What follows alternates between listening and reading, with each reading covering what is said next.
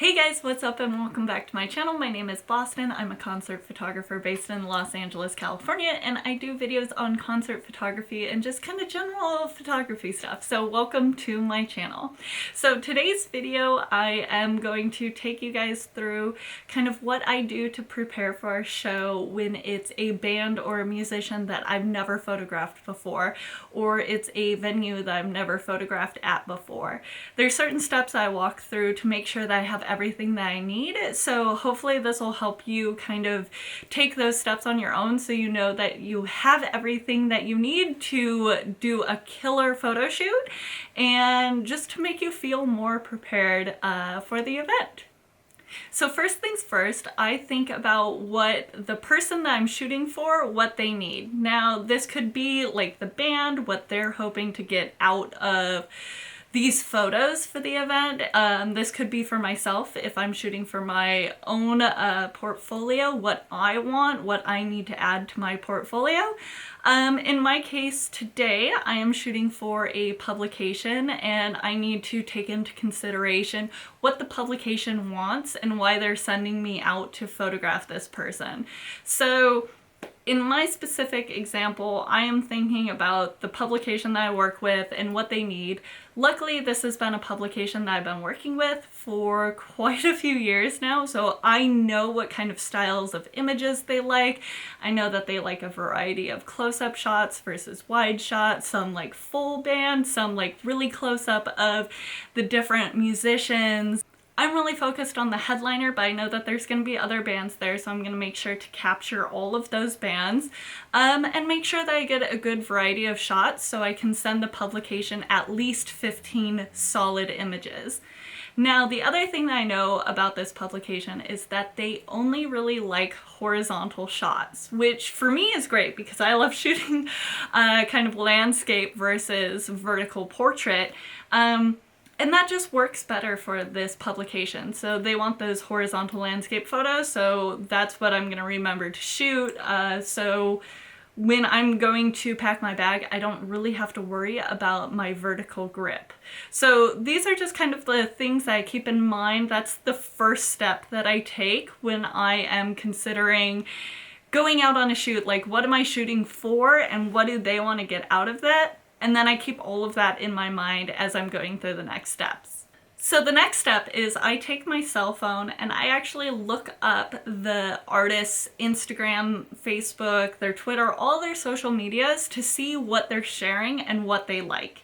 Now this gives me a feel of what the artist's performance is really going to be like. If I can find YouTube videos on the artist's performance, I'd like to watch at least one of those so I know if they run around a lot, if they stand still, do they play a guitar, do they like just have a vocal mic, like what are they actually doing on stage? Once I know what they're doing on stage, it really helps me imagine like what kind of lenses should I bring. Like if it's just them holding a microphone, I can get like really close-up shots, or if they're always leaning into the crowd, then I can take my wide angle lens and shoot a lot of wide angle. So that's kind of stuff that I look up.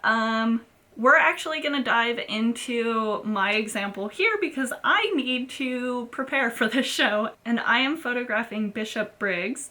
So I don't really know too much about her, so I'm going to look into her and her Instagram right now. Screen record this so I can put it up so you guys can see what I am looking at. So I'm looking up Bishop Briggs. So right off the bat, she doesn't really have any concert images. So that's kind of a good and a bad thing. Oh, here's one. Okay, so wide angle lens. Oh, taken by Maddie. What a good shot. Okay, here's another one. This is beautiful. So more detailed shots there, and wide angle again. This is leaning towards more of the wide angle shot, so I'm definitely gonna bring up my widest angle, which is a 24-70. But I actually really like these detailed ones. Where'd they go? Like that. That's beautiful. So I'm definitely gonna bring my 70-200 as well. So that didn't really narrow it down. I have a few primes, but it looks like from these images, the lighting doesn't seem too awful. So I'm hoping that I'll have enough lighting that I don't need to shoot at like a 1.4 or 1.8 f-stop. So I could bring my primes, or I could leave them at home. See, there's more of these down here. Okay, these are all more like 70 to 200 lens shots. That's more of a wide angle again. Okay, they really like crowd shots. Okay, so there's a lot of these crowd shots in here, so I'm gonna try and keep that in mind to, once I'm done in the pit, to back up and take a few crowd shots, because maybe that's something that if we post that, then maybe the artist will like it and share it. So 2 things I'm taking away from this so far is I'm definitely bringing my wide angle lens. Everything that I've seen posted here, or at least a lot of it, is a wide angle. So the widest I have is a 24 to 70, so I'm gonna bring that.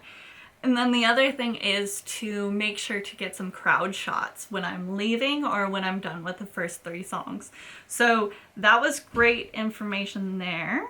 Then the next step that I go through is I look up what the venue is like. Now this is also a venue that I've never shot at before, and this is actually going to be an interesting one because it's at a hotel that is converting a space to be a performance stage. So I don't think that I'm actually going to be able to find anything on what the stage looks like or what their lighting setup is going to be. Okay, so I look up the location name and if they have concerts there, and I know that this is actually a hotel, so I don't really know how they're going to set up the stage, what it's gonna look like, and all of these just look like the rooftop and like the rooms of the hotel, which doesn't help me at all, which is kind of what I was expecting. So I'm really not going to get anything there, but this is normally what I do, where I look up the venue, and on Google Images a lot of the time I can see what kind of lighting they use, how big it is, if the photographers are going to be in the back versus like the pit. There's a lot of things that you can kind of infer from just looking up images, but in this case I don't have a lot to go off of because this is kind of more of a pop-up event.